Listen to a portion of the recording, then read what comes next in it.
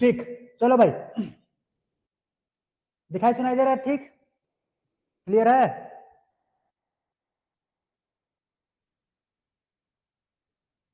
Good.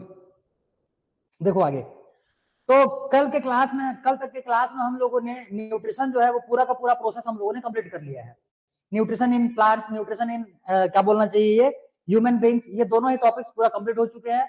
अब यहाँ से हम लोग दूसरे टॉपिक पे आगे मूव करते हैं, और सेकंड टॉपिक जो आज हम लोग चालू करने वाले हैं ये हो जाएगा रेस्पिरेशन। ठीक है, लगाओ आज के लिए हेडिंग, लगाओ रेस्पिरेशन।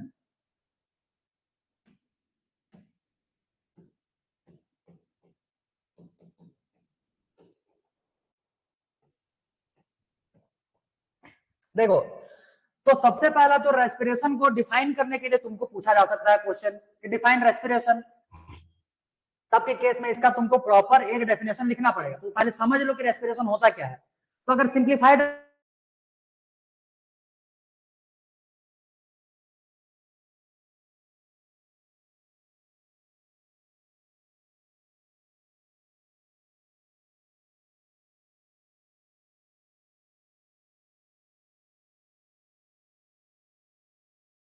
माउथ में उसको इजेक्शन, जब हम लोग का माउथ से उसका स्टार्ट होता है, जब हम लोग उसको माउथ में इजेक्ट करेंगे तब उसके बाद फिर इंजेक्ट करेंगे, उसके बाद फिर इसका डाइजेशन का जो प्रोसेस रहता है ये इनिशिएट हो जाता है, स्टार्ट हो जाता है।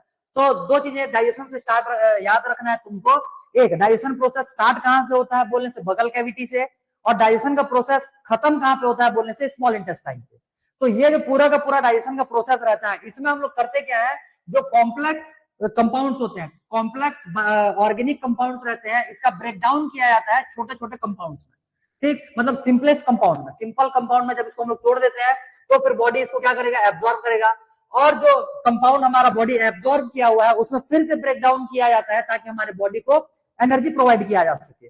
समझ में आ गया? तो इसका मतलब ये क्या हो जाएगा, पूरा प्रोसेस ये एक बायोकेमिकल प्रोसेस होता है। तो इसको लिखो पहले ध्यान से, it is a biochemical process.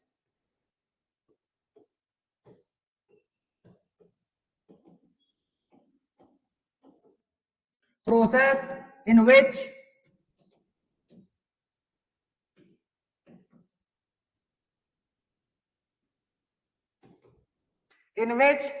organic compounds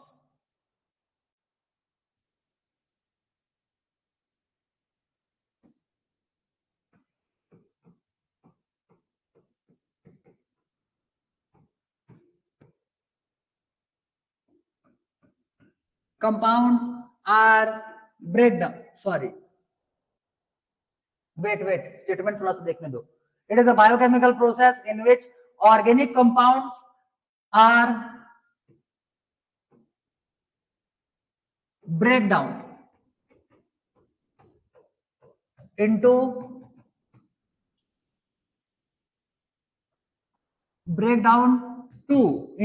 to produce energy. It is a biochemical process in which organic compounds are break down to produce energy. Energy produce करने के लिए बायोकेमिकल प्रोसेस के थ्रू जो सब्सटेंसेस होते हैं उनका break down किया जाएगा। जनरली ह्यूमन बॉडी की अगर बात करेंगे तो रेस्पिरेशन में हम लोग यहाँ पे ग्लूकोज का ब्रेक डाउन करते हैं ताकि हमको एनर्जी मिल पाए। ग्लूकोज, एक यूनिट ऑफ ग्लूकोज के ब्रेक डाउन से 38 एटीपी का एनर्जी मिलता है। इसको भी देखेंगे पूरा डिटेल में, ठीक है। तो ये हो जाएगा प्रोड्यूस एनर्जी। अब देखो यहाँ पे अब हम लोग को थोड़ा सा समझना, पहले इसको नोट डाउन करो, तो जल्दी नोट डाउन करो फिर आगे बढ़ेंगे।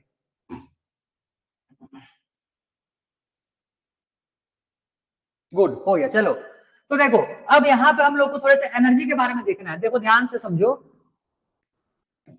एनर्जी, एनर्जी क्या होता है तो ध्यान से समझना। इसमें हमारे बॉडी में पहले से ही एक एनर्जी का फॉर्म अवेलेबल होता है, प्रेजेंट होता है, जिसको हम लोग बोलते हैं एडीपी। हमारे बॉडी में पहले से क्या प्रेजेंट होता है बोलने से, एडीपी। इसका नाम हो जाएगा एडिनोसिन डाइफॉस्फेट। एडिनोसिन डाइफॉस्फेट ये हमारे बॉडी में पहले से ही प्रेजेंट होता है। क्लियर? जब हम लोग फूड मटेरियल वगैरह कंज्यूम करते हैं तो उसके थ्रू एक, देखो इसमें ध्यान समझना, ये है डाई और ये फॉस्फेट। मतलब डाई का मतलब हो जाएगा दो और फॉस्फेट ग्रुप। दो फॉस्फेट ग्रुप अगर किसी के पास प्रेजेंट है तो उसको हम लोग बोलेंगे डाइफॉस्फेट। जब भी हम लोग फूड कंज्यूम करते हैं तो फूड के थ्रू हमारे बॉडी में एक और फॉस्फेट का ग्रुप आने वाला है, एक और फॉस्फेट का ग्रुप आने वाला है। पहले से ही एडीपी के पास में दो फॉस्फेट ग्रुप है, एक और फॉस्फेट ग्रुप अगर इसके पास आया जिसको हम लोग पी से डिनोट किए हुए हैं, एक और फॉस्फेट ग्रुप आएगा तो इसके पास कितने फॉस्फेट हो जाएंगे टोटल? 3 फॉस्फेट। तो ये क्या हो जाएगा? ये बन जाएगा एटीपी। एटीपी का मतलब हो जाएगा एडिनोसिन ट्राइफॉस्फेट। तो एडीपी हमारे बॉडी में पहले से ही प्रेजेंट होता है, फूड वगैरह कंज्यूम करने के बाद फॉस्फेट आयन हमको आगे फिर मिलने वाला है। जैसे फॉस्फेट आयन मिलता है एडीपी उससे रिएक्ट करेगा और एडीपी फॉस्फेट से रिएक्ट करके एटीपी, एटीपी मतलब एडिनोसिन ट्राइफॉस्फेट बनाएगा और एटीपी के फॉर्म में ही ये हमारे बॉडी में स्टोर होकर के रहेगा। यहां तक क्लियर हुआ? एक सेकंड, थोड़ा सा वेट करना।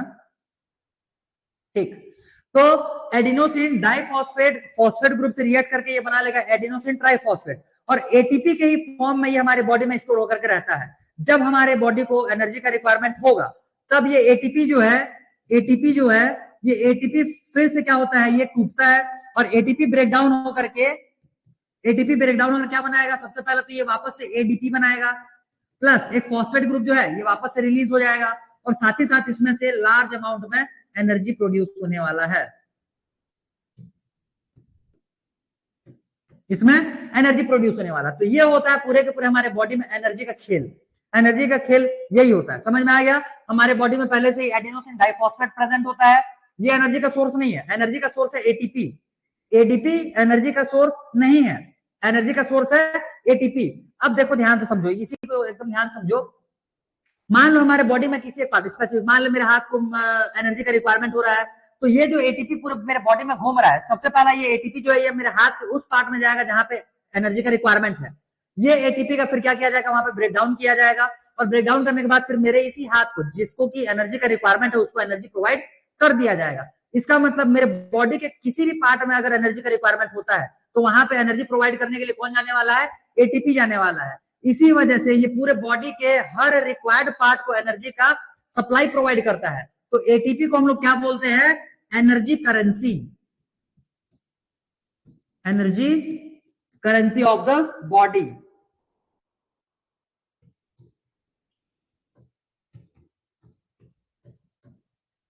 इसको बोलेंगे energy currency of the body. ये पूरा का पूरा हमारे बॉडी में एनर्जी का खेल चलता है, समझ में आया इतना? ये हो जाएगा एडीपी, एडीपी से फॉस्फेट जब जुड़ेगा तो एटीपी बनाएगा, एटीपी स्टोर होकर के रहता है, वो एनर्जी नहीं है।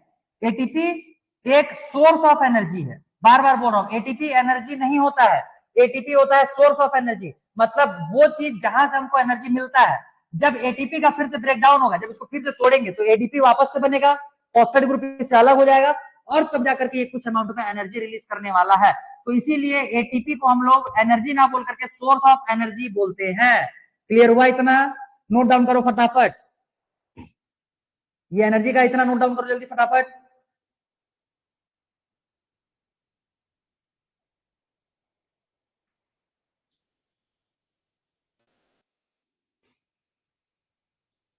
हो गया? गुड। अब देखो आगे, एक सेकंड नया पेज निकालने दो।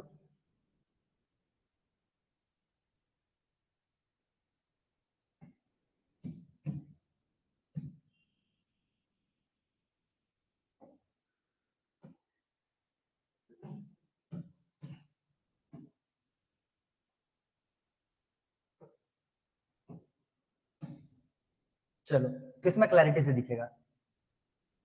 एनर्जी अगर रिक्वायरमेंट है और एनर्जी नहीं है तो क्या होगा? सिंपल सी बात है, अगर एनर्जी का रिक्वायरमेंट है, एनर्जी अगर नहीं है तो बॉडी फिर वो जगह जो है धीरे धीरे करके खत्म होना चालू हो जाएगा, फाइनली इंसान का जो है वो डेथ हो जाएगा। अगर एनर्जी चाहिए तो इसके लिए हमारे बॉडी में एडीपी है, पहले से क्या है हमारे बॉडी में? एडीपी है। इस एडीपी को एक्टिवेट करना पड़ेगा। अगर इसको एक्टिवेट करना है तो फॉस्फेट ग्रुप तो हमारे बॉडी को चाहिए ही चाहिए, और फॉस्फेट ग्रुप तो ऐसा है नहीं कि हमको हवा से मिल जाना है, फॉस्फेट ग्रुप हमको मिलेगा फूड कंजम्पशन से। जब हम लोग खाना खाएंगे, खाने के थ्रू हमारे साथ क्या जाने वाला? फॉस्फेट ग्रुप जाएगा। वही फॉस्फेट ग्रुप जब एडीपी से क्या हो जाएगा? रिएक्ट करेगा, तब जाकर के ये एटीपी बनाएगा। एटीपी जब तक हमारे बॉडी में है तभी तक हमारे बॉडी में एनर्जी के सोर्सेस प्रेजेंट है। एटीपी नहीं मतलब एनर्जी का सोर्स नहीं, एनर्जी का सोर्स नहीं तो हमारे बॉडी को एनर्जी नहीं मिलेगा और हमारा बॉडी बिल्कुल भी वर्क नहीं कर पाएगा। ये होता है एनर्जी ना होने का तुम्हारा क्या बोलना चाहिए? रिजल्ट। ठीक, चलो ठीक, तो अब इसके बाद हम लोगों का इतना कंप्लीट होने के बाद अब हम लोग इसमें देखेंगे रेस्पिरेशन।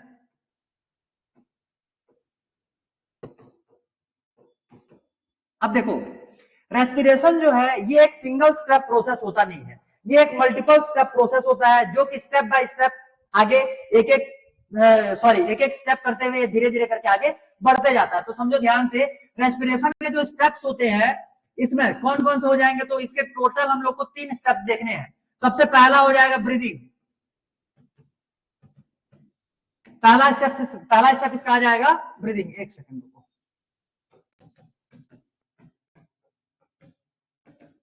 ब्रीदिंग। इसके बाद सेकंड स्टेप जो आएगा ये हो जाएगा एक्सटर्नल रेस्पिरेशन।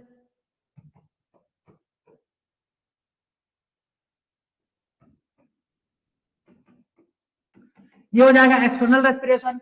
और थर्ड जो हम लोग इसमें देखेंगे वो हो जाएगा इंटरनल रेस्पिरेशन।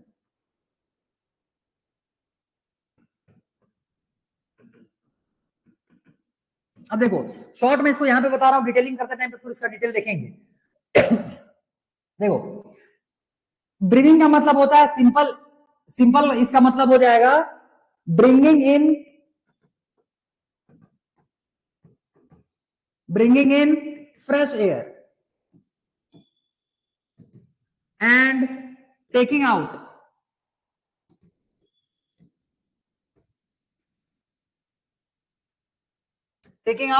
foul air। ये प्रोसेस को हम लोग बोलते हैं ब्रीदिंग। जनरली ब्रीदिंग में जब हम लोग इंटेक करते हैं गैस को, ये फ्रेश एयर होता है, ठीक है। और फ्रेश एयर जब हम लोग इंटेक करेंगे, इसके साथ में मेनली ऑक्सीजन प्रेजेंट रहता है, जिसका कि हम लोग को रिक्वायरमेंट होता है। और साथ ही साथ फाउल एयर बोलने का मतलब ये है, फ्रेश एयर और फाउल एयर में ज्यादा कुछ डिफरेंस है ही नहीं, ज्यादा कुछ डिफरेंस नहीं है। फ्रेश एयर और फाउल एयर अगर हम लोग अपने हिसाब से अगर देख करके बोलते हैं, तो फ्रेश एयर में ऑक्सीजन कंटेंट जो रहता है वो ज्यादा होता है, और फाउल एयर में कार्बन डाइऑक्साइड कंटेंट जो रहता है ये ज्यादा होता है। बस इतना ही डिफरेंस है, बाकी फ्रेश एयर और फाउल एयर में और कोई डिफरेंस नहीं है। समझ में आया? जब हम लोग एयर इंटेक करते हैं तो उसके साथ में सारे टाइप के gases, nitrogen, oxygen, carbon dioxide, जितने भी गैसेस एनवायरमेंट में प्रेजेंट है, ये सारा कुछ हम लोग एक साथ इंटेक किए हुए हैं। जैसे हमारे लंग्स के पास पहुंचेंगे, लंग्स के पास होता है एल्वियोलाई, अभी देखेंगे पूरा डिटेल में। लंग्स के पास प्रेजेंट होता है एल्वियोलाई, एल्वियोलाई के सरफेसेस में इन्हीं गैसेस का फिर एक्सचेंज होता है। तो ऑक्सीजन जो है वो हम लोग इंटेक कर लेंगे, मतलब अंदर ले जाएंगे, और अंदर में जो हमारे बॉडी के इनसाइड में जो कार्बन डाइऑक्साइड बना हुआ है, उसको एल्वियोलाइज के थ्रू हम लोग क्या करते हैं, फिर से उसको बाहर कर देते हैं। जैसे ही वो बाहर आएगा, फिर जो गैस इंटेक किए हुए थे उसी गैस में कार्बन डाइऑक्साइड मिक्स हो जाएगा, और ऑक्सीजन क्योंकि अंदर चला गया तो ऑक्सीजन का कंसंट्रेशन वहां पे कम हो जाएगा, और कार्बन डाइऑक्साइड का कंसंट्रेशन वहां पे ज्यादा हो जाएगा, और उसी को हम लोग क्या करते हैं, एक्सेल के थ्रू बाहर निकाल देते हैं। ठीक है, तो ये हो जाएगा ठीक। Eating more food gives extra energy. समझो, अगर हम लोग ज्यादा फूड कंज्यूम करते हैं तो हमको एक्स्ट्रा एनर्जी वगैरह प्रोवाइड नहीं करता है। जितना हमारे बॉडी को एनर्जी का रिक्वायरमेंट रहता है, हमारे बॉडी का हर एक पार्ट जो है वो उतना एनर्जी वो अपने लिए ले लेता है, अपने लिए वो बना लेता है। अभी अभी हम लोग देखे हुए थे पिछले वाले में, देखो जैसे इसमें एटीपी के फॉर्म में एनर्जी जो है वो पूरे हमारे बॉडी में घूम रहा है। पहले तो देखो हमारे बॉडी में एडीपी था।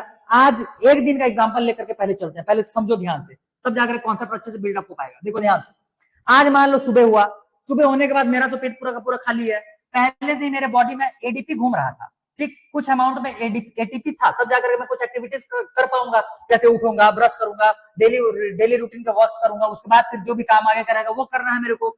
तो एटीपी तो मेरे बॉडी में पहले से ही था, लेकिन जब बहुत ज्यादा अमाउंट में रहेगा नहीं, धीरे धीरे करके मेरा बॉडी जो है सुबह उठने के बाद से इस एटीपी को यूटिलाइज करना चालू कर दिया है। अब धीरे धीरे ये एटीपी मेरे बॉडी से पूरा का पूरा खत्म होना चालू हो जाएगा। वापस से इस एटीपी को मेंटेन करने के लिए ध्यान से समझो, एटीपी का अगर खर्चा करते हैं हम लोग, अगर एटीपी को हम लोग यूज करते हैं, यूटिलाइज करते हैं, तो एटीपी से क्या बनता है, एडीपी बनता है। और यही बॉडी में हमारे पहले से, पहले बोल दिया हूं कि एडीपी हमारे बॉडी में पहले से ही होता है। यही एटीपी टूट करके क्या बनाया था, एडीपी बनाया था। क्लियर इतना? ये फॉस्फेट ग्रुप का हम लोग यूज करके एनर्जी बना लिए। अब हमारे बॉडी में वापस से ये एडीपी को एटीपी बनाने के लिए क्या चीज का रिक्वायरमेंट रहेगा, फूड का। जैसे हम लोग फूड कंज्यूम करेंगे, फॉस्फेट आ गया, फॉस्फेट आने के बाद वापस से ये एडीपी क्या बन जाएगा, एटीपी बन जाएगा। अब देखो ध्यान से, हमारे बॉडी में एनर्जी ज्यादा नहीं मिला है, हमारे बॉडी को एनर्जी ज्यादा अभी तक नहीं मिला है। ऐसा कभी देखे हो क्या कि फुल पेट खाना खाने के बाद थोड़े ज्यादा भागना चालू कर दो? एक बार खा पी के देख लेना, खाली पेट एक बार भाग के देखना और फुल पेट खा करके देखना। अगर खाने पीने से अगर एनर्जी हमारे बॉडी को ज्यादा मिल रहा होता तो ज्यादा खा करके हम लोग ज्यादा काम कर लेते। कर लेते हैं, लेकिन ऐसा नहीं होता। होता क्या है, समझो ध्यान से, हमारे बॉडी में जो एडीपी, जितना ज्यादा हम लोग एनर्जी यूज किए हुए रहेंगे उतना ज्यादा हमारे बॉडी में एडीपी बना हुआ रहेगा, और इसी एडीपी को वापस हमको एटीपी में कन्वर्ट करने के लिए क्या चाहिए, फॉस्फेट चाहिए। इसके वजह से हम लोग क्या करते हैं, फूड कंज्यूम करते हैं। खाना खाएंगे तो हमारे बॉडी में एटीपी फॉर्म होगा, एटीपी। अब देखो तो समझो ध्यान से, अगर तुम्हारे पास पैसे ज्यादा है तो मनमाना खर्चा कर सकते हो, जितना रिक्वायरमेंट होगा, जो चीज खरीदने का इच्छा होगा, जो काम करने का इच्छा होगा वो कर सकते हो। तो हमारे बॉडी में जब हम लोग खाना खाते हैं तो खाना खाने से फॉस्फेट ग्रुप जो मिलता है हमारे बॉडी को, उससे एटीपी बहुत ज्यादा बनता है। इसका मतलब एटीपी क्या देख रही है, एनर्जी करेंसी है, मतलब पैसा है हमारे बॉडी का, एक तरीके से एनर्जी का पैसा है। तो ये हमारे बॉडी में जितना ज्यादा बनेगा, उसके बाद हम लोग जितना ज्यादा भी काम करेंगे, यही एटीपी में यूटिलाइज होगा वहां पे। जैसे मान लेते हैं खाना अच्छे से खा लिया, थोड़ा आराम कर लिया, हमारे बॉडी में अब एटीपी बन गया है। अब हम लोग काम करना जब चालू करेंगे तो इसी एटीपी का यूज करके हम लोग काम करेंगे। यही एटीपी हमको क्या प्रोवाइड करेगा, एनर्जी प्रोवाइड करेगा। ऐसा नहीं है कि ज्यादा खाए हैं तो ज्यादा एनर्जी मिलेगा, ऐसा नहीं है। ज्यादा खाए हैं इस वजह से हमारे बॉडी में ज्यादा एटीपी फॉर्म होगा, मतलब हमारे पास एनर्जी करेंसी ज्यादा है। क्लियर हुआ इतना? ये है तुम्हारा इसका मेन एक्चुअल कॉन्सेप्ट। खाना खाने से ज्यादा एनर्जी ज्यादा नहीं मिलता, ज्यादा खाना खाने से ज्यादा एटीपी फॉर्म होता है, मतलब हमारे पास एनर्जी करेंसी ज्यादा होता है। आ रहा समझ में? क्लियर हुआ? ये पैसे के जैसा है, एटीपी जो है ये पैसे के जैसा है। तुम्हारे पास जितना ज्यादा पैसा उतना ज्यादा काम कर पाओगे, उतने ज्यादा डिफरेंट डिफरेंट चीजें खरीद पाओगे। सेम वैसे एटीपी हमारे बॉडी में जितना ज्यादा होगा, हम लोग उतने डाइवर्स काम जो रहेंगे, अलग अलग जो काम रहेंगे उसको कर पाएंगे। खेलना कूदना भागना दौड़ना फिरना सब चीज कर पाएंगे जब हमारे बॉडी में क्या प्रेजेंट होगा, एटीपी प्रेजेंट होगा। क्लियर हो गया ये? गुड। अब देखो आगे, इसमें हम लोग देख रहे थे, तो इसमें ब्रीदिंग में क्या प्रोसेस देखे, bringing in fresh air, taking out foul air, ठीक है, इस प्रोसेस को हम लोग बोलते हैं ब्रीदिंग। जनरली इसमें हम लोग दो काम करते हैं, इसका जो फंक्शन रहता है ये दो चीजों के अराउंड हो जाएगा। एक हो जाएगा इनहेलेशन और एक हो जाएगा एक्सहेलेशन। ठीक, इनहेलेशन या फिर एक्सहेलेशन। इसी का एक और नाम होता है, इसको हम लोग बोलते हैं इंस्पिरेशन,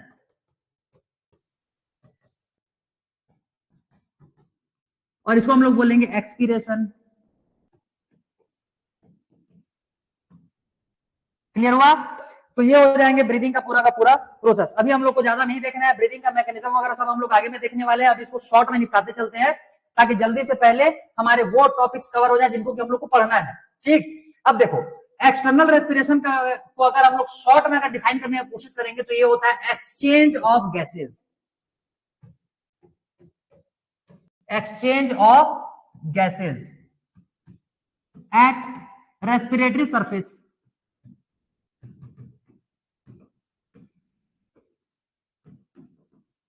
एट रेस्पिरेटरी सरफेसेस। तो गैसियस एक्सचेंज जो रहता है ये रेस्पिरेटरी सरफेसेस में होता है। जैसे हमारे बॉडी में अगर बात करेंगे तो हमारे पास मेन रेस्पिरेटरी ऑर्गन जो है वो है लंग्स। लंग्स के पास प्रेजेंट होता है एल्वियोलाई। एल्वियोलाई के जो सरफेसेस होते हैं वहीं से गैसियस एक्सचेंज होता है, गैस वहीं से एक्सचेंज होते हैं। तो इसी वजह से हम लोग एल्वियोलाई को क्या बोलेंगे, सरफेस। सरफेस गैसियस एक्सचेंज का सरफेस है वो। क्लियर हो गया? रेस्पिरेटरी वो सरफेस है हमारे बॉडी में। तो रेस्पिरेटरी सरफेस में जो गैसियस एक्सचेंज होता है, इसी गैसियस एक्सचेंज के प्रोसेस को हम लोग बोलते हैं एक्सटर्नल रेस्पिरेशन। इसके लिए हम लोग को दो चीजें देखना है, एक तो हम लोग देखेंगे एनिमल के लिए, मतलब मेनली ह्यूमन के लिए, और एक देखेंगे हम लोग प्लांट के लिए। एनिमल्स के केस में हम लोग देखेंगे ह्यूमंस का, इसके बारे में हम लोग को डिटेल में देखना है। ठीक, और प्लांट जो है ये एनसीईआरटी में बहुत ज्यादा मेंशन नहीं करता है, बहुत छोटा सा पार्ट में दिया हुआ है गैसियस एक्सचेंज। इसके बारे में अभी मैं भी यहीं पे बस थोड़ा सा ही लिख दूंगा, इसमें तुम्हारा प्लांट का गैसियस एक्सचेंज कंप्लीट हो जाएगा। और रेस्पिरेशन जो है एक्चुअल रेस्पिरेशन, मतलब ये इंटरनल रेस्पिरेशन, कि प्लांट में भी उसी प्रोसेस से होता है जिस प्रोसेस से ह्यूमन बींग्स या फिर किसी एनिमल में होगा। कुल मिलाकर के प्लांट भी अपने न्यूट्रिशन में हम लोग देखे हुए थे कि प्लांट जो था वो क्या फॉर्म किया हुआ था, फोटोसिंथेसिस के थ्रू ग्लूकोज। उसी ग्लूकोज का वो ब्रेक डाउन करेगा ऑक्सीजन को यूज करके। समझ में आया? उसी ग्लूकोज का वो ब्रेक डाउन करेगा ऑक्सीजन को यूज करके, और उसी ग्लूकोज से जो ब्रेक डाउन हुआ रहता है उसी से उसको बॉडी को एनर्जी मिलता है। क्लियर हो गया? सेम प्रोसेस हम लोग ह्यूमन में भी देखेंगे। हम लोग क्या ग्लूकोज को कंज्यूम करते हैं और प्लांट जो है वो ग्लूकोज को सिंथेसाइज करता है। ठीक, हम लोग ग्लूकोज कंज्यूम करेंगे, प्लांट ग्लूकोज सिंथेसाइज करेगा। रेस्पिरेशन में फाइनली ग्लूकोज का ब्रेक डाउन ही करना है, चाहे वो प्लांट के बॉडी में हो या फिर ह्यूमन बॉडी में हो या फिर किसी एक एनिमल के बॉडी में हो, सभी में ग्लूकोज के ब्रेकडाउन का प्रोसेस जो रहेगा वो सिमिलर होता है। इसी वजह से इंटरनल रेस्पिरेशन में हम लोग सेपरेटली और प्लांट के बारे में नहीं पढ़ेंगे, लेकिन एक्सचेंज ऑफ गैसेज जो रहता है ये अलग अलग ऑर्गेनिजम्स में अलग अलग होता है, तो इसके लिए हम लोग को इसको पढ़ना पड़ेगा। एनिमल्स में ह्यूमन के साथ साथ 2-3 एनिमल्स का और देखेंगे हम लोग इसमें। क्लियर? इतना क्लियर हो गया? इतना क्लियर है? गुड। अब देखो gases exchange in plant, plants में जो गैसेस एक्सचेंज होते हैं उसके लिए पहले प्लांट के पार्ट्स देख लेते हैं। जहां जहां पे भी स्टोमेटल ओपनिंग तुमको देखने के लिए मिलेगा, जहां जहां पे स्टोमेटा प्रेजेंट होता है, स्टोमेटा ओपनिंग क्लोजिंग के थ्रू क्या होता है, गैसेस का एक्सचेंज होता है। तो जहां पे भी तुम्हारा प्लांट में स्टोमेटा प्रेजेंट रहता है, कहां कहां पे होता है बोलने से, लीफ, यंग स्टेम एटसेट्रा लिख लो। ये सारे के सारे वो सरफेसेस होते हैं जहां से गैसियस एक्सचेंज होता है। गैसियस एक्सचेंज होता है, बाहर का गैस अंदर जाएगा, अंदर का गैस बाहर आएगा। तो इसी को हम लोग को देखना रहता है प्लांट में। तो प्लांट के लिए सिर्फ और सिर्फ इतना ही तुमको लिखना है कि प्लांट में गैसियस एक्सचेंज जो रहता है वो स्टोमेटा के थ्रू होगा, और स्टोमेटा जो रहता है वो लीफ, यंग स्टेम एटसेट्रा अलग अलग पार्ट्स में ये क्या रहता है, प्रेजेंट होता है, और इसी से गैसियस एक्सचेंज होगा। और यही प्लांट का तुम्हारा क्या हो जाएगा, एक्सटर्नल रेस्पिरेशन। यहां तक लिखो जल्दी से, फिर एक एक करके आगे, क्योंकि आगे डिटेल करना है। यहां तक लिखो जल्दी, फिर इमेज निकालेंगे, इमेज से पढ़ेंगे थोड़ा।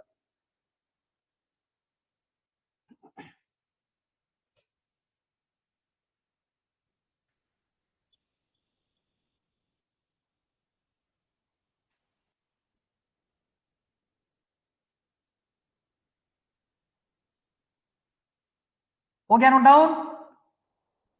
देखो आ गया। इसके बाद हम लोग थोड़ा सा अगला हेडिंग लगाना है इसमें, फोटोसिंथेसिस एंड रेस्पिरेशन। दोनों के प्रोसेस जो रहते हैं वो एक दूसरे के ऑपोजिट होते हैं। रेस्पिरेशन हम लोग देख लिए थे, ग्लूकोज का फॉर्मेशन हुआ था कहां, कार्बन डाइऑक्साइड,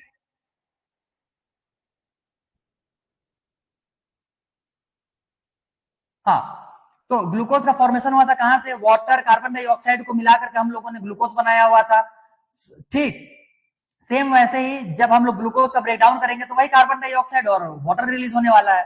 तो अगला हेडिंग लगाओ, रेस्पिरेशन एंड फोटोसिंथेसिस।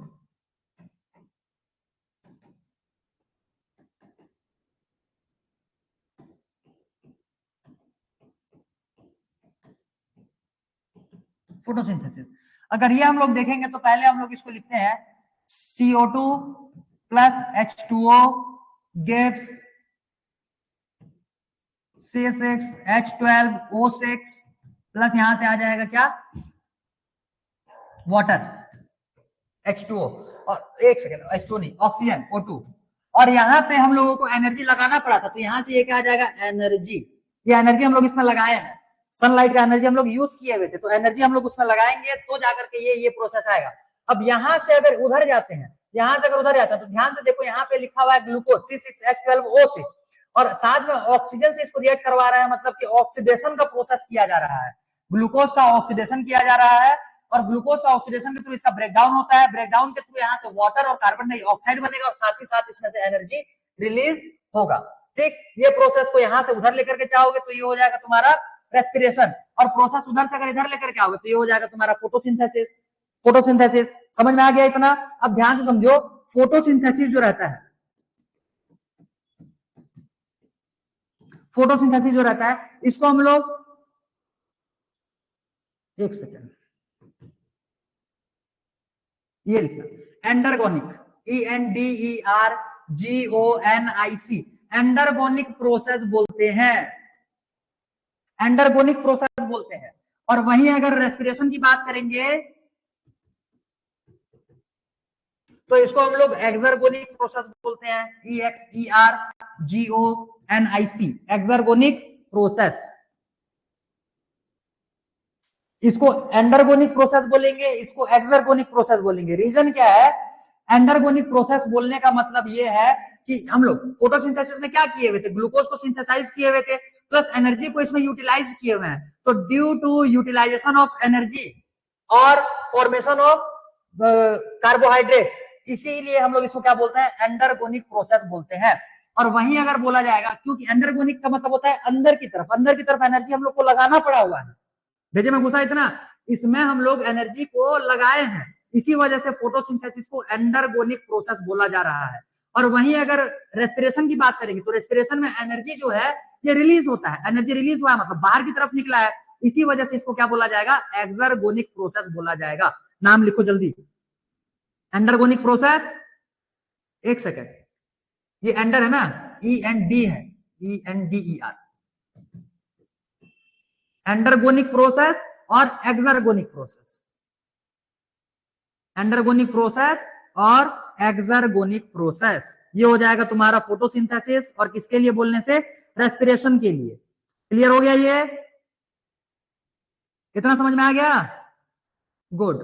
चलो तो अब हम लोग एक्चुअल में चालू करने वाले हैं हमारा जो प्रोसेस होता है ब्रीदिंग या फिर exchange of gases in animals, क्योंकि हम लोग यहां तक में क्या क्या देख लिए, ये वाले पेज को देख लो, ये ब्रीदिंग हो गया हम लोग का कंप्लीट, ब्रीदिंग कर लिए, in taking of fresh air और taking out of foul air. उसके बाद एक्सटर्नल रेस्पिरेशन देख लिया, एक्सटर्नल रेस्पिरेशन में क्या देखे हुए थे, एक तो प्लांट के लिए देखे हुए थे कि गैसेस एक्सचेंज कहां कहां पे होता है, तो लीफ हो गया, यंग स्टेम हो गया, और भी अलग अलग पार्ट्स आ जाएंगे इसमें। साथ ही साथ एनिमल्स के लिए हम लोग को यहां से अब चालू करना है, एनिमल्स का एक्सटर्नल रेस्पिरेशन पहले कंप्लीट करेंगे, इसके बाद फिर सारे के सारे ऑर्गेनिजम्स का इंटरनल रेस्पिरेशन क्लियर करेंगे। आ गया समझ में इतना? तो अब देखो तुम्हारे बुक में एनसीईआरटी के बुक में फिश के लिए थोड़ा सा दिया हुआ है, अमीबा के लिए थोड़ा सा दिया हुआ है, तो उनके बारे में हम लोग को पढ़ते हुए चलना है कि उनमें गैसियस एक्सचेंज होता कैसे है। और अमीबा के टॉपिक में एक क्वेश्चन भी तुम्हारा आ जाएगा, उसको भी यहाँ पे हम लोग करते हुए चलेंगे। तो थोड़ा सा हम लोग डायग्राम की तरफ चलते हैं, इमेजेस वगैरह देखते हैं और इस प्रोसेस को आगे बढ़ाते हैं।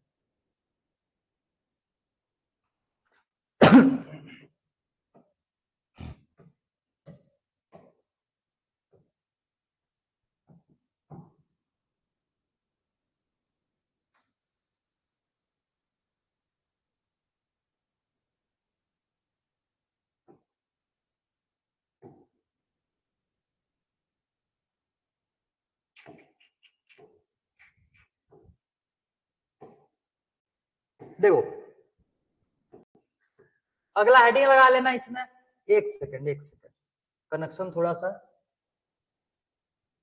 वीक हो रहा है, 1 मिनट वेट कर लो, थोड़ा सा कनेक्शन वीक दिखा रहा है तो थोड़ा सा अनस्टेबल हो गया रहेगा, 1 मिनट वेट कर लो, स्टेबल हो जाने दो थोड़ा।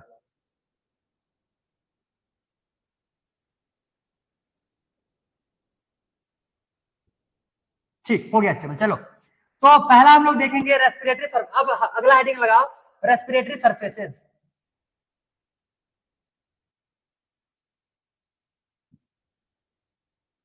रेस्पिरेटरी सरफेसेस,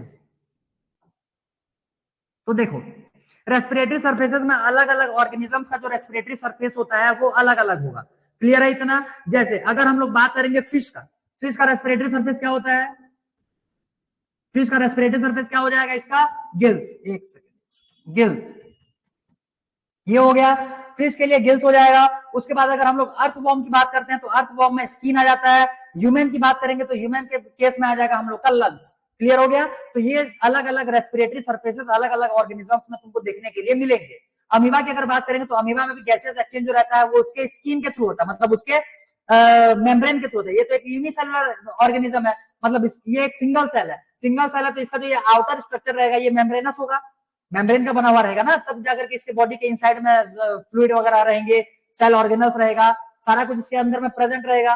तो इसका जो गैसेस एक्सचेंज होता है ये थ्रू इसका क्या हो जाएगा, जो मेम्ब्रेन है मेम्ब्रेन के थ्रू होता है। और मेम्ब्रेन के थ्रू इसमें गैसियस एक्सचेंज तो होगा, जैसे मान लो इसको ऑक्सीजन लेना है, ऑक्सीजन इंटेक करना है, तो ऑक्सीजन इंटेक करने का जो प्रोसेस रहता है ये होता है डिफ्यूजन, बाय डिफ्यूजन। डिफ्यूजन के प्रोसेस से गैसियस एक्सचेंज होता है अमीबा में, लिखो उसी में लिखो, in amoeba gaseous exchange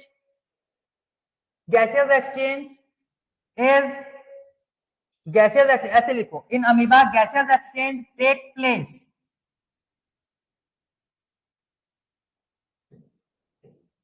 in amoeba, gaseous exchange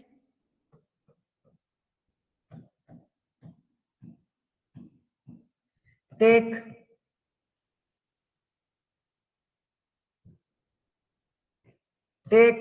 place by diffusion.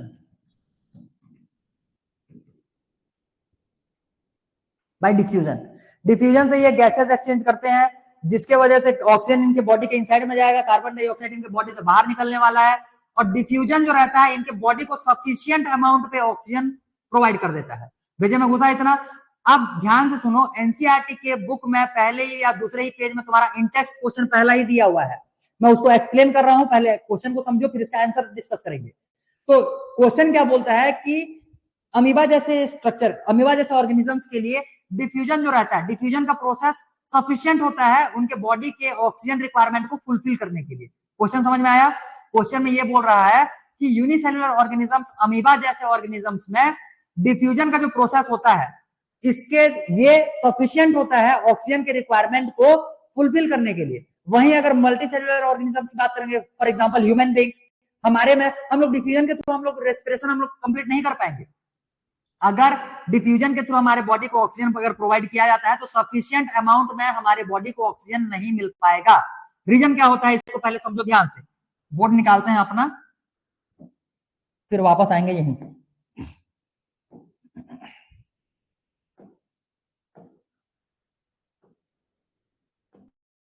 देखो, अगर हम लोग यूनिसेलुलर की बात करेंगे तो मान लो ये एक सिंगल सेल का बना हुआ ऑर्गेनिज्म हो गया, और मल्टी सेलुलर की अगर बात करेंगे तो इसके पास डिफरेंट सेल्स, मतलब कि नंबर ऑफ सेल्स होंगे, बहुत सारे सेल्स होंगे।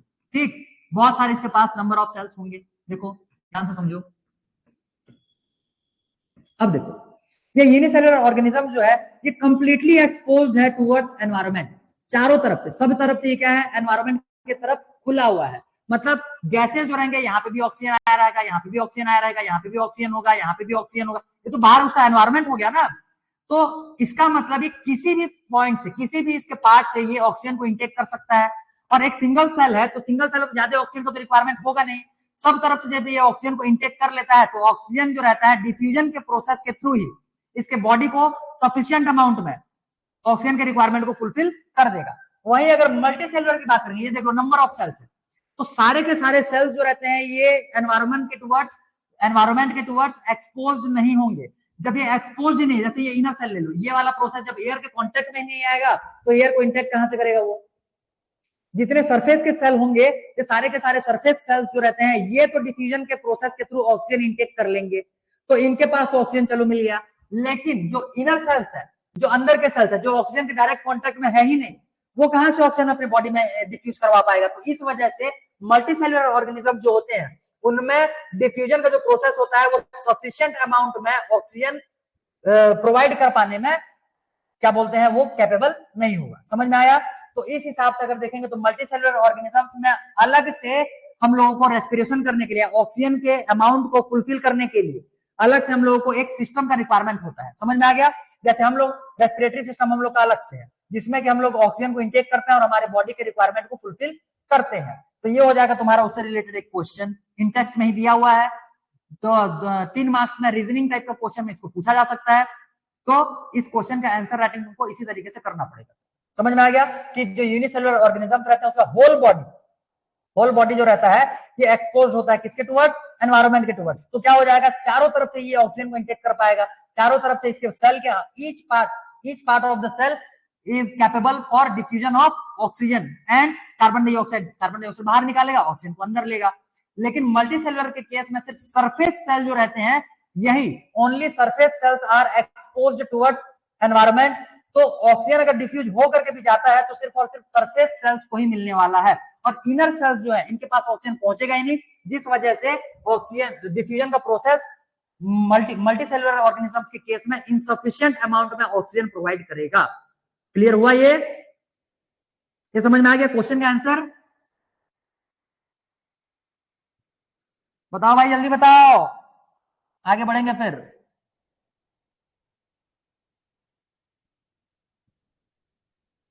Clear, good. चलो, तो क्लियर हो गया है ये। तो अब देखो हम लोग वापस अपने डायग्राम्स पे लौटते हैं, इमेजेस पे लौटते हैं और देखते हैं आगे कहां तक बढ़ना है। देखो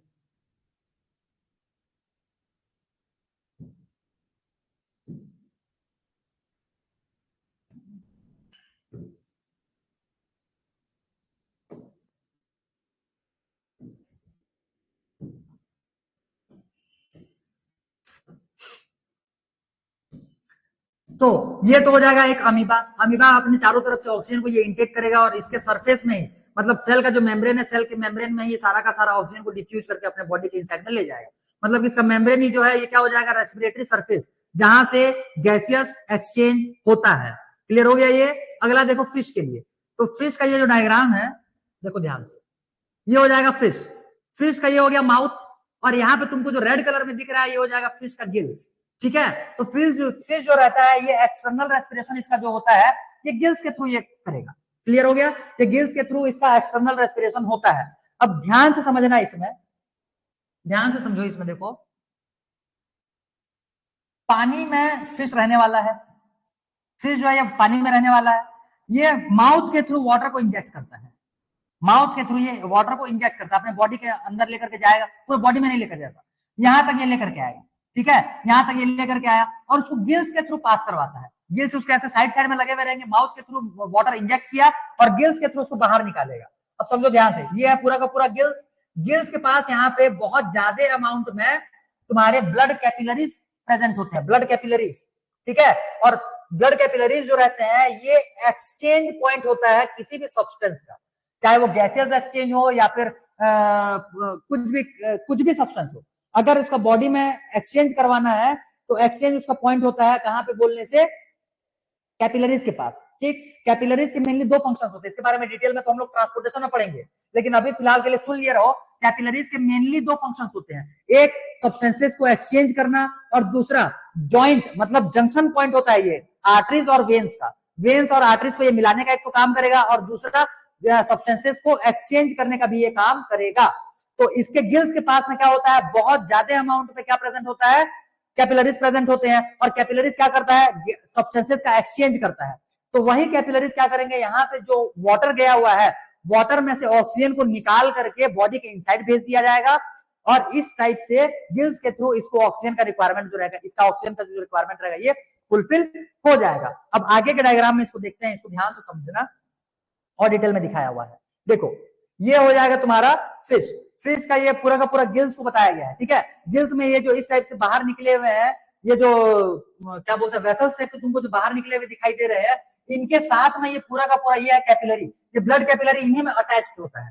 ब्लड कैपिलरी जो रहता है वो इसी में अटैच होकर के रहता है। जैसे विलाई का केस याद करो, जब हम लोग डाइजेशन पढ़े हुए थे ह्यूमन के केस में, विलाई के इनसाइड में बनाया था, यहाँ पे मैं विलाई के इनसाइड में बहुत ज्यादा ब्लड कैपिलरीज वहां पे आकर के पूरा का पूरा अपना नेटवर्क बनाए हुए थे। तो जब भी वहां पे एब्जॉर्ब होता था, एब्जॉर्ब होने के बाद एब्जॉर्ब्ड मटेरियल को ब्लड कैपिलरीज ब्लड वेसल्स में मिलाने का काम कर रहे थे वहां। क्लियर। सेम वैसे ही यहाँ से ये जो कैपिलरीज है, ये कैपिलरीज करेगा क्या, जो भी वाटर के थ्रू ऑक्सीजन आया हुआ है उस ऑक्सीजन को ये ले लेगा और उसको वापस से ब्लड वेसल में मिला देगा और ब्लड वेसल के थ्रू होते हुए वो फिश के बॉडी के इनसाइड में चला जाएगा। अब अगले वाले डायग्राम में देखो कि इसका जो क्या बोलते हैं कैपिलरीज जो है वो कैसे अरेंज होकर के रहता है। देखो ध्यान से, ये है ब्लड कैपिलरीज। देखो, ये हो जाएगा तुम्हारा, ये जो रेड कलर में इनसाइड में दिख रहा है ये हो जाएगा गिल्स। गिल्स में प्रेजेंट, ये बाहर के साइड में ये जो तुमको जाल टाइप का दिख रहा है, नेट टाइप का दिख रहा है, ये हो जाएगा तुम्हारा ब्लड कैपिलरी। और देखो ब्लड कैपिलरी में एक तरफ से कार्बन डाइऑक्साइड जा रहा है और दूसरी तरफ से ऑक्सीजन आ रहा है। मतलब ये ऑक्सीजन को लेकर के इसको ब्लड वेसल में मिला देगा और कार्बन डाइऑक्साइड को वापस से ये वाटर जो बाहर निकालने वाला है उसी में ये वापस से कार्बन डाइऑक्साइड को मिला देगा। और इस हिसाब से तुम्हारा गैसियस एक्सचेंज होता है किसमें, फिश में। क्लियर हुआ इतना? गुड। तो ये हो गया तुम्हारा गैसियस एक्सचेंज फिश में कैसे होता है। चलो अब आगे हम लोग बढ़ते हैं। यहां से इतना ही हम लोगों को अदर एनिमल्स के बारे में देखना था। अब जो है रेस्पिरेशन का हमारा मेन टॉपिक ह्यूमन रेस्पिरेशन वो स्टार्ट होता है और ये कम से कम मैं आज और 2 दिन का क्लास ये खाने वाला है। ठीक है, तो ध्यान से समझते चलो। देखो ये चैप्टर जो है इसमें हर एक पार्ट जो रहता है ये 2-3 दिन, 2 दिन 3 दिन, 2 दिन 3 दिन कैसे क्लास इंटरवल में ये कंप्लीट होता है। ठीक, ये पहला चैप्टर, हालांकि बायोलॉजी के सारे चैप्टर्स लेंथी हैं बट सारे चैप्टर्स में से ये पहला चैप्टर जो है सबसे ज्यादा लेंथी है। तो ये चैप्टर को थोड़ा सा पेशेंस रख करके पढ़ना, क्योंकि मैं पूरा डिटेल में तुमको सारे के सारे कंटेंट्स प्रोवाइड कर रहा हूँ। तो तुमको और बाहर किसी बुक सोर्स या फिर किसी अदर मटेरियल्स या किसी वीडियोस का और हेल्प लेने का कोई जरूरत नहीं है। इतने से तुम्हारे बोर्ड के सारे टॉपिक्स कवर हो जाएंगे अगर इतना डिटेलिंग में कर लिए ना, तो बोर्ड के तुम्हारे क्वेश्चन नहीं छूटेंगे, इतना तुम भरोसा रखो। साथ ही साथ तुमको एक एडिशनल इसमें काम करना पड़ेगा, जितने एक्टिविटी बेस्ड तुम्हारे क्वेश्चन है जो कि तुम्हारे एनसीईआरटी में जो एक्टिविटीज दिए हुए हैं, मैं सारे एक्टिविटीज यहाँ पे नहीं करा पाऊंगा। अगर तुम्हारे 2-4 एक्टिविटीज छूट जाते हैं तो ये तुम्हारा काम है कि उसको घर में बैठ करके खुद से करो, क्योंकि एक्टिविटी बेस्ड क्वेश्चन आएंगे, ये कंफर्म है आएगा, 1 या 2 क्वेश्चन एक्टिविटी बेस्ड होते ही हैं, तो एक्टिविटी बेस्ड क्वेश्चन तुमको करना पड़ेगा। क्लियर हो गया? जितना हो सकेगा मेन सारे क्वेश्चन तो मैं यहीं पे करवा दूंगा जो कि आने लायक मेरे को लगने वाले हैं, और उसके बाद भी अगर कुछ बच जाते हैं, क्योंकि तुम्हारे पास सफिशिएंट टाइम है, तुम पढ़ सकते हो उसको घर में बैठ करके, क्योंकि जो मैं यहाँ पे करवा दिया वो तो तुम्हारा यहीं पे क्लियर हो जाएगा, और जो मैं यहाँ पे नहीं करवाया हुआ हूँ वो एक तो इजी वाला मैं छोड़ा हुआ रहूंगा जो तुम्हारे से हो जाएगा, तो वो काम तुम्हारा है, उसको घर में बैठ करके आराम से एक्टिविटी बेस्ड क्वेश्चन को करो। ठीक, चलो अब हम लोग आते हैं ह्यूमन रेस्पिरेशन। लगाओ अगला हेडिंग लगाओ, ह्यूमन रेस्पिरेशन, फिर यहां से आगे बढ़ेंगे।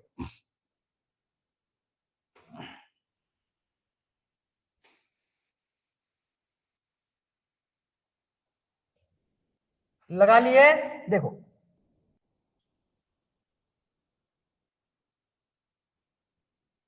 तो ये हो जाएगा एक पूरा का पूरा ह्यूमन बॉडी। ठीक है, ह्यूमन बॉडी का ये यहाँ पे स्ट्रक्चर दिया हुआ है, इसके बारे में एक एक करके डिटेलिंग में हम लोग देखते हुए चलेंगे। ह्यूमन बॉडी में रेस्पिरेशन जो रहता है, जो होता है, इसका मेन रेस्पिरेटरी ऑर्गन कौन सा है बोलने से ये हो जाएगा लंग्स। ठीक है, लंग्स इसका मेन रेस्पिरेटरी ऑर्गन है।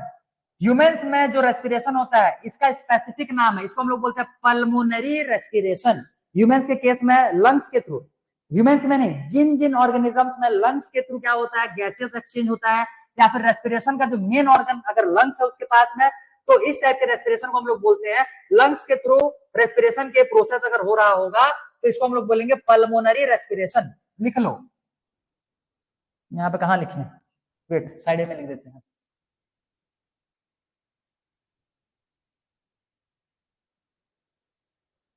लिखना इसमें respiration through lungs,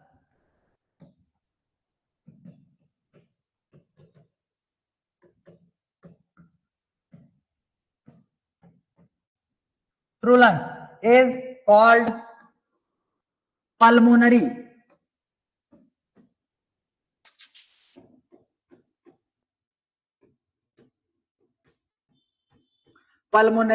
respiration।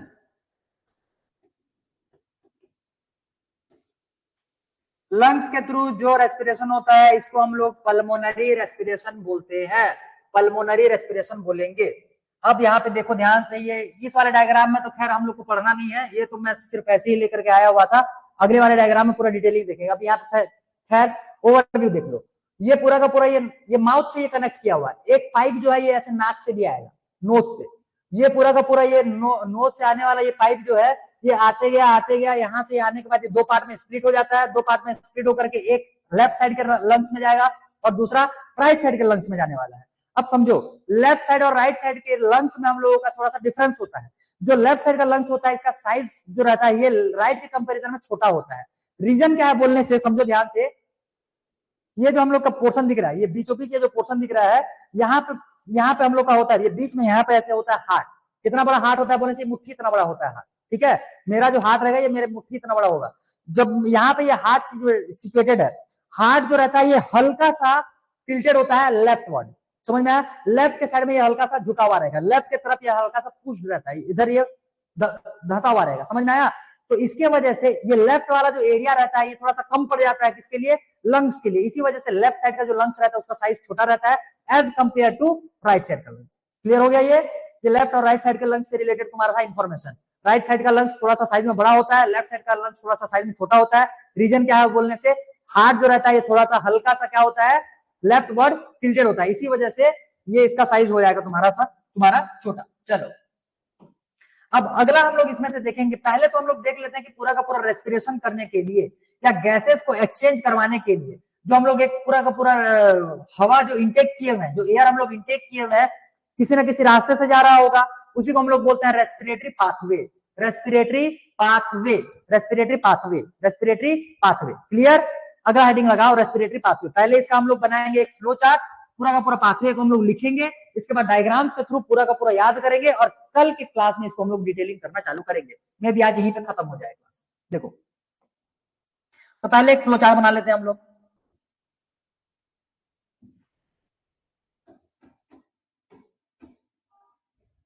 Heading लगाना रेस्पिरेटरी पाथवे,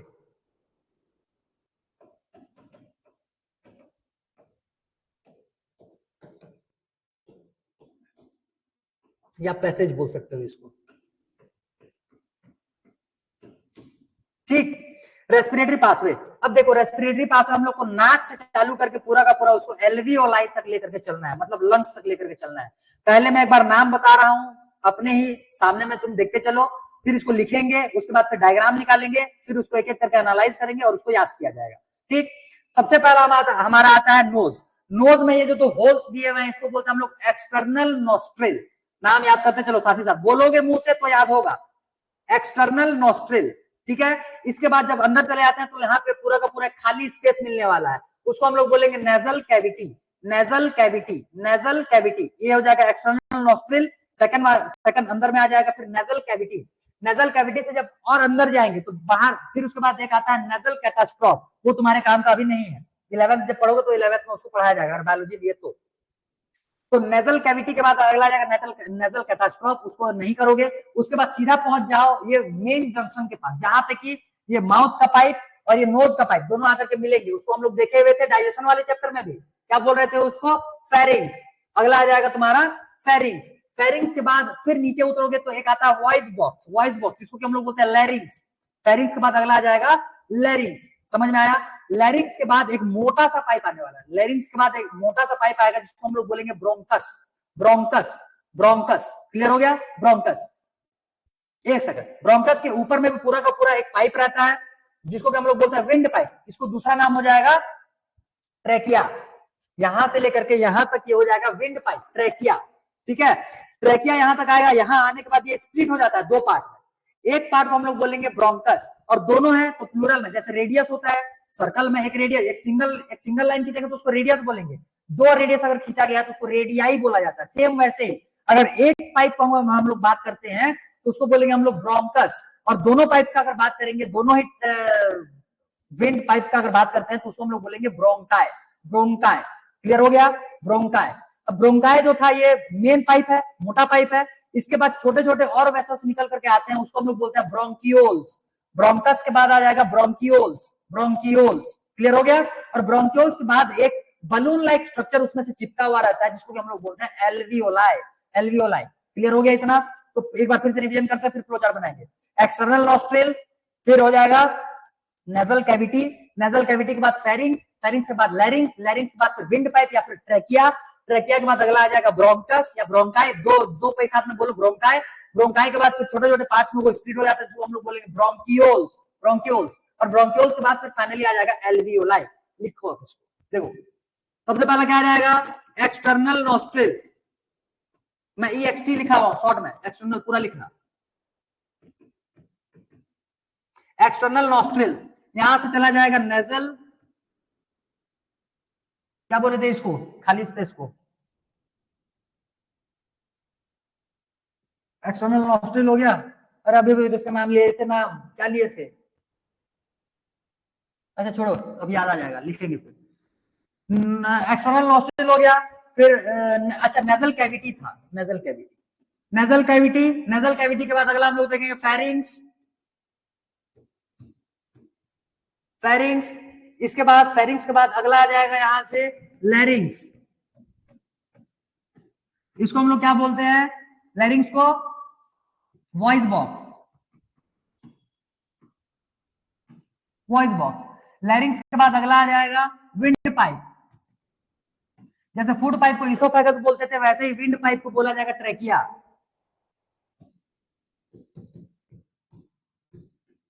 ये हो गया ट्रेकिया। विंड पाइप के बाद फिर अगला आ जाएगा ब्रोंकस या ब्रोंकाई,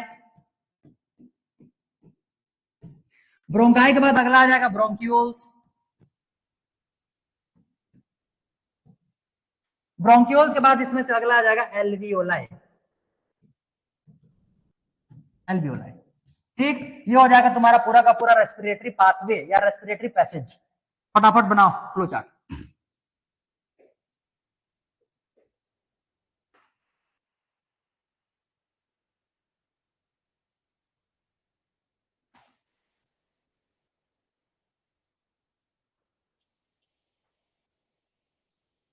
हो गया, जल्दी करो जल्दी।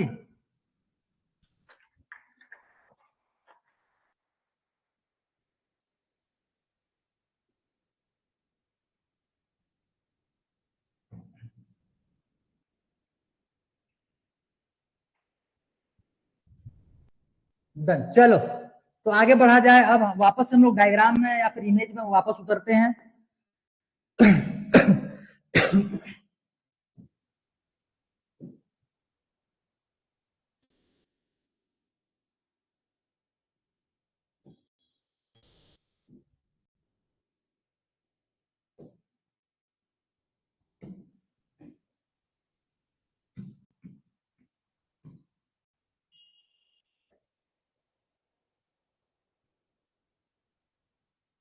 देखो इस वाले डायग्राम में देखने की कोशिश करो, अंदर वाले मटेरियल को बाद में देखेंगे, पहले देख लो। ये जो रीजन दिख रहा है तुमको, ये हो जाएगा फेरिंग्स।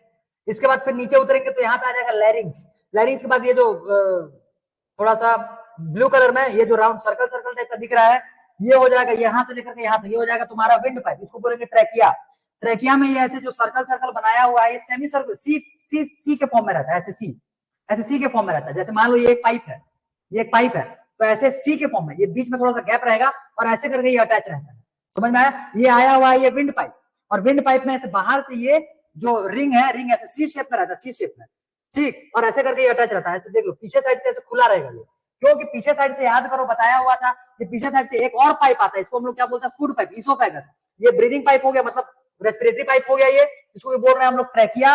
और इसके जस्ट पीछे में यहाँ पे अटैच होकर कैसे आएगा, कौन सा पाइप, फूड पाइप। तो एक पाइप ये आ गया और दूसरा पाइप ये आ गया। तो ये अगर सी शेप में ऐसे रहता है तो ये जाकर के इसको ऐसे होल्ड करके रखता है। समझ में आया? तो पूरा का पूरा सर्कुलर नहीं रहता है, ये सी शेप में रहता है। इसको हम लोग बोलते हैं rings of cartilage, rings of cartilages. Clear हो गया? ये कार्टिलेज का रिंग है। एक्चुअल में ये पूरा का पूरा राउंड नहीं होता, बोला जाता है इसको रिंग। अपियर ये हो रहा है एक रिंग के जैसा, इसी वजह से इसको रिंग बोलते हैं, लेकिन ये पूरा का पूरा सर्कुलर नहीं होता, ये सी शेप में रहता है। ये हो गया ट्रैकिया। और यहाँ से ये जो दो ब्रांचेस निकल करके जा रहे हैं, इसको हम लोग बोलते हैं ब्रोंकाई। ये एक हो जाएगा ब्रोंकस, एक ब्रोंकस हो जाएगा ये। तो इसको कंबाइनली हम लोग क्या बोल रहे हैं, ब्रोंकाई। ठीक, देखो अब थोड़ा सा इसमें से लेबलिंग देखते हैं। इतने सारे लेबलिंग तुमको याद नहीं करने हैं, एक आध रुको देखने तो मेरे को, एक आध डायग्राम और है क्या, नहीं यही है। तो इतने सारे लेबलिंग तुमको नहीं करने हैं। लेबलिंग तुमको अभी पहले यहाँ पे एक बार देख लेते हैं, फिर अपना डायग्राम बनाएंगे और उसी में हम लोग अपना लेबलिंग करेंगे जितना हमको रिक्वायरमेंट है। या फिर इसको डायग्राम अगर बना सकते हो तो इसको बना भी सकते हो। मैं बस बताते चल रहा हूँ कि लेबलिंग तुमको कितने का देखना है। देखो ध्यान से, सबसे पहला ये बाहर का जो आया हुआ है, इसको बोलेंगे हम लोग एक्सटर्नल नॉस्ट्रिल। एक्सटर्नल नॉस्ट्रिल, ठीक, ये हो जाएगा एक्सटर्नल नॉस्ट्रिल। इसके बाद फिर अंदर चले जाओगे तो यहाँ पे आ जाएगा नेजल कैविटी, ये हो जाएगा नेजल कैविटी। ये दूसरा चीज याद रखोगे। नेजल कैविटी के बाद फिर जब नीचे उतरेंगे तो यहाँ वाला रीजन आ जाएगा ये फेरिंग्स का।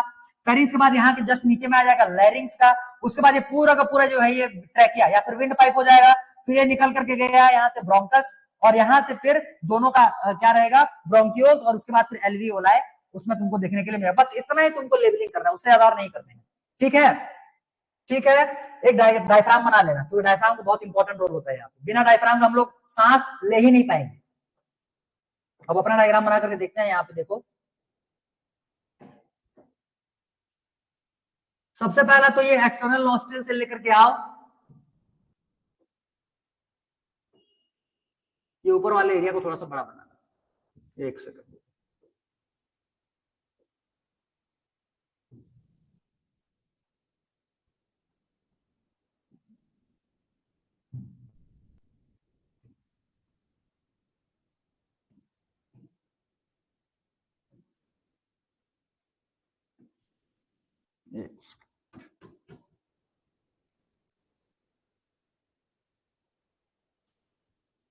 ये हो जाएगा पूरा का पूरा लंग्स। अब देखो यहाँ से ये जो है ये डिफरेंट डिफरेंट ब्रांचेस में अब यहाँ से क्या हो जाएगा, टूट जाएगा।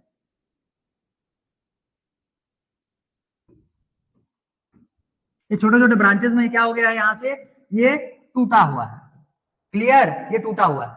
अब इसको इतना भी चौड़ा ना बनाओ, थोड़ा सा ये, ठीक। यहां से ये क्या हो जाएगा सामने में, एक्सटर्नल नॉस्ट्रिल, बस उतना ही लिखो, ज्यादा डिटेलिंग करना ही नहीं है। ये हो जाएगा एक्सटर्नल नॉस्ट्रिल। एग्जाम में तुम्हारे पास टाइम नहीं रहेगा, बार बार बोल रहा हूं, डायग्राम पूरा अपने को प्रिंट नहीं करना है, डायग्राम्स अपने को सिर्फ उतना ही बनाना है जितना कि चेकर को समझ में आ जाए कि हाँ ये नाक बनाया हुआ है, हालांकि वो नाक जैसे दिखेगा नहीं, फिर भी एक्सटर्नल नॉस्ट्रिल अगर लिख दोगे तो वो समझ जाएगा उतने में ही। मतलब सामने वाले एग्जामिनर या फिर चेकर को हमको बस बताना है कि नहीं भाई हमको आता है और हमने उसमें बना दिया, पूरा का पूरा पेंटर बनने का कोशिश मत करना, वहां पे टाइम जो रहता है ये बहुत कम होता है। इसी वजह से मैं डायग्राम्स को भी यहाँ पे एकदम सिंप्लीफाइड और एकदम रफ टाइप का बनाना चालू करता हूँ, ताकि तुम लोग भी उस टाइप से जल्दी जल्दी बनाने का उसको कोशिश करो। अगर पेंटर बनने का कोशिश करोगे एग्जाम में, हाँ तो तुम्हारा पक्का उसमें से 1 या 2 क्वेश्चन छूट जाएगा। इसीलिए डायग्राम जितना जल्दी हो सके, जितना बढ़िया से डिटेलिंग के साथ हो सके, उतना डिटेलिंग के साथ उसको बनाने का कोशिश करना। पेंटर बनने का कभी कोशिश मत करना, बार बार बोल रहा हूं। ये हो जाएगा नेजल कैविटी। फिर यहाँ पे एक रीजन बना दो इस टाइप से कुछ भी, ये हो गया रीजन, इसको बोलेंगे हम लोग फेरिंग्स। फिर यहाँ पे एक एरिया बना दो ऐसे, ये हो जाएगा लैरिंग्स। यहां पे ऐसे रिंग्स ऑफ कार्टिलेज बना दिए, ये हो जाएगा विंड पाइप, इसी को बोल रहे हैं ट्रेकिया। उसके बाद ये जो रिंग्स बने हुए हैं इसका क्या हो जाएगा, रिंग्स ऑफ कार्टिलेज।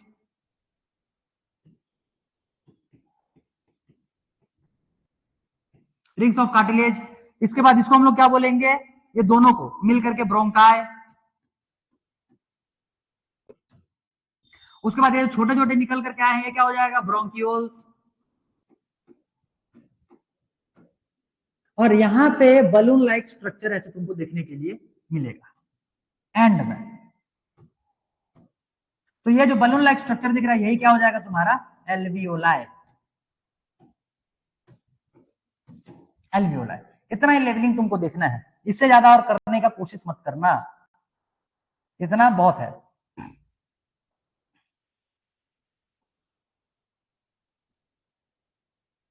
क्लियर।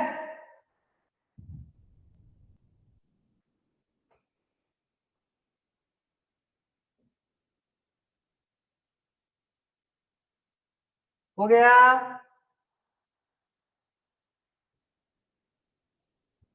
ठीक, अब बर्बाद भी इतना मत कर देना। एक्चुअल में क्या है कि मेरे को यहाँ से ये बोर्ड जो है वो लाइट की वजह से ठीक से दिखता भी नहीं है, ठीक है। मैं अंदाजन यहाँ पे पूरा का पूरा ये ड्रॉ कर रहा हूँ, अगर बर्बाद डायग्राम दिख भी रहा होगा तो भी उसको तुम लोग थोड़ा सा एडजस्ट कर लेना, क्योंकि मेरे को यहाँ पे पता ही नहीं चलता मेरा हाथ कितना दूर जा रहा है, कहाँ तक उसका बाउंड्री होने वाला है, ठीक। लाइट का फोकस बहुत ज्यादा है, तो इस वजह से मेरे को बार बार कैमरा के पीछे जाना पड़ता है, उधर साइड में हटना पड़ता है, ताकि मेरे को ये क्लैरिटी तुमको दिख रहा है कि नहीं दिख रहा है वो चेक करने के लिए। मेरे को तो दिख ही नहीं रहा है यहाँ पे, आ रहा समझ में इतना। तो थोड़ा सा डायग्राम अगर मेरे यहाँ से गड़बड़ अगर दिखेगा भी तो उसको खुद से एडजस्ट करके सुधार लेना। अब डायग्राम दिखना भी चाहिए, डायग्राम जैसे जैसे यहाँ पे जो मैं डायग्राम बनाया हुआ हूँ, यहाँ पे लंग्स का जो साइज है ये फैल गया है, अभी अभी मैं देख रहा हूँ उसको पीछे जाकर के, ये लंग्स का साइज जो है फैल गया है, इतना बर्बाद तरीके से भी नहीं बनाओगे, थोड़ा सा दिखना भी चाहिए वो लंग्स है टाइप का। क्लियर, तो ये हो जाएगा। अब यहाँ पे एक चीज और बना लेना, ठीक भूल जा रहे थे, यहाँ पे नीचे में ये हो जाएगा डायफ्राम,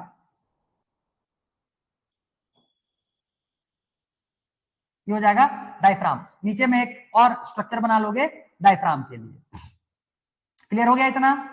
तो ये था तुम्हारा पूरा का पूरा रेस्पिरेटरी पैसेज या रेस्पिरेटरी तुम्हारा पाथवे। इसके हिसाब से अब एक एक को हम लोगों को कल डिटेल में पढ़ते हुए चलना है, ठीक है।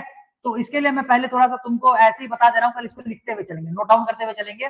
सबसे पहला जैसे यहाँ पे एक्सटर्नल नॉस्ट्रिल दिया हुआ था, तो एक्सटर्नल नॉस्ट्रिल जो है ये क्या हो जाता है, opening for wind pipe, opening for wind pipe या फिर ट्रैकिया, ये हो जाएगा। जैसे हम लोग माउथ देखे हुए थे, ओपनिंग फॉर इसोफेगस, ये हो जाता है इसोफेगस के लिए ओपनिंग। सेम वैसे ही जो नॉस्ट्रिल एक्सटर्नल नॉस्ट्रिल है ये क्या हो जाएगा, ओपनिंग फॉर विंड पाइप। फिर जो स्पेस है, नेजल स्पेस है, उसको छोड़ दो, उसको उसका कोई मतलब नहीं, नेजल कैविटी का उसका हम लोग को नहीं देखना है। एक्चुअल में ये जो नेजल कैविटी रहता है ये इसका अलग से फंक्शन होता है, ये तुम्हारे 10th के सिलेबस में नहीं है तो इसको भूल जाओ। इसके बाद फेरिंग्स के बारे में हम लोग पढ़ चुके हैं, लैरिंग्स देखेंगे हम लोग कल पूरा डिटेल में, क्योंकि लैरिंग्स को अच्छा खासा थोड़ा समझना पड़ेगा। यहाँ का स्ट्रक्चर थोड़ा सा कॉम्प्लिकेटेड टाइप का है, यहाँ पे बहुत सारे अलग अलग कंपोनेंट्स हमको देखने हैं। यहाँ पे हम लोग को ग्लॉटिस देखना है, एपिग्लॉटिस देखना है, फिर इसका फंक्शन देखना है। जब हम लोग खाना खाते हैं तो वो विंड पाइप में क्यों चला नहीं जाता, क्योंकि जो फेरिंग्स है, फेरिंग्स तो कॉमन पॉइंट हुआ ना। वो खाना खाएंगे तो कभी वो फूड पाइप में, कभी विंड पाइप में जाना चाहिए, लेकिन वो हमेशा किसमें जाएगा, फूड पाइप में ही जाएगा। जब सांस लेते हैं तो गैस, अगर हम लोग विंड पाइप से जाएगा मैक्सिमम टाइम पे। अगर हम लोग उसको फोर्सफुली अगर हम लोग उसको फूड पाइप में नहीं भेजते हैं तो विंड पाइप में ही जाता है। समझ में आ रहा है बात? तो इस हिसाब से इसको सेपरेट कैसे करते हैं, खाने को, मतलब खाने पीने के सामान को, और सांस लेने में जो एयर हम लोग इनटेक किए हैं उसको, इसको सेपरेट कैसे किया जाता है, ये सारा कुछ हम लोग को ये लैरिंग्स से ही देखना है। तो ये थोड़ा सा इंपॉर्टेंट हो जाता है, और कम से कम 5-7 मिनट का ये क्लास खाने वाला है। तो इसको हम लोग देखेंगे कल फ्रेश माइंड में, और अच्छे से इसको याद करते हुए कल ये हम लोग रेस्पिरेशन कंप्लीट करने वाले हैं। ठीक है, तो आज के लिए क्लास इतना ही रखते हैं। ज्यादा और करेंगे तो फिर ब्रेन तुम्हारा लोड ही नहीं ले पाएगा। तो इतने को याद करने का कोशिश करो। जो हम लोग न्यूट्रिशन पढ़े हुए थे उसको रिवीजन करो। बायोलॉजी में बार बार बोल रहा हूं, बायोलॉजी सिर्फ और सिर्फ उसी का 100% क्वेश्चन अटेम्प्ट होगा जो बार बार इसको रिवीजन करेगा। मैं ये नहीं बोल रहा हूं कि बैठ करके पूरा का पूरा वर्ड टू वर्ड पूरा डेली बेसिस पे उसको पढ़ना चालू करो, नहीं। आज जैसे बैठे, आज क्लास होने से पहले उठाए 5 मिनट बस पेज पलट लो, खाली टॉपिक्स देख लो, कौन कौन से टॉपिक्स लिखे हुए हो। इतना ही अगर कर लोगे तो भी तुम्हारा रिवीजन उसमें कंप्लीट हो जाएगा। बात समझ में आ गया? तो मेरे साथ साथ पढ़ते चलो, साथ साथ मेरे साथ साथ उसको रिवीजन भी करते हुए चलो, और मेरे साथ साथ उसको याद करते हुए चलो, ताकि दोबारा इसको और तुमको पढ़ने का रिक्वायरमेंट ना हो। क्लियर? चलो, तो आज का सेशन एंड किया जाए और कल हम लोग यहाँ से क्लास कंटिन्यू करेंगे।